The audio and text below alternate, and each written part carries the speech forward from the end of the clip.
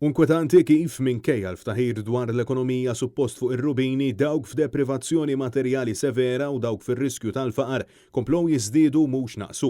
Kliem Joe Zara, l-eks editur tal-ġurnal In-Nazzjon f'kumment mal-gazzetta Il-Mument fid-dawl tal-aħħar ċifri Ewropej dwar il-kwalità tal-ħajja tal-Maltin u l-Awċin illi qed jindikaw illi f'pajjiżna il-faqar qed ikompli jolli rasu. Fil-fatt skont l-istess statistika Ewropea aktar minn 97,000 persuna irriżultaw li jinsabu f'riskju tal-faqar jew f'esklużjoni soċjali fil-waqt li aktar minn 82,000 persuna huma f'riskju tal-faqar. Dwar dawn Joe Zara fakkar fil-weda tal-Gvern Laburista fid-diskors tal-budget għal din is-sena fejn kien qal illi il-prosperità li tnislet mit-tkabbir ekonomiku nfirxet sew fix-soċjetà Maltija. Skont id-diskors tal-budget, il-miżuri li qed iressa il-Gvern minn sena l-oħra tkunu ta' wens u sostenn għal dawk fil-bżonn.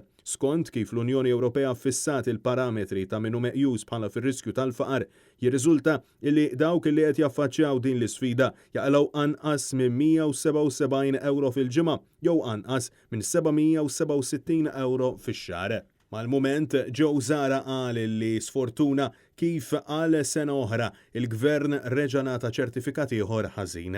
Sa dan it-tant il-Gazzetta kelmet ukoll il-kelliem tal-Oppożizzjoni dwar il-faqar Ivan Bartolo il fisser illi din is-sitwazzjoni speċjalment fejn jidħol in-nuqqas ta' ikel illi qed isofru diversi familji Maltin għadha mhux indirizzata bis-serjetà mill-Gvern Laburista.